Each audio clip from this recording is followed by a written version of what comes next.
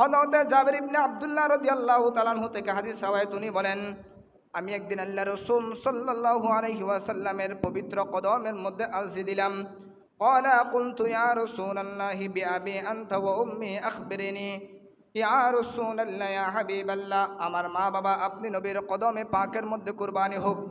আন আউয়ালি শাইইন খলাকাহুল্লাহু তাআলা ক্বাবলা আল আশিয়াই।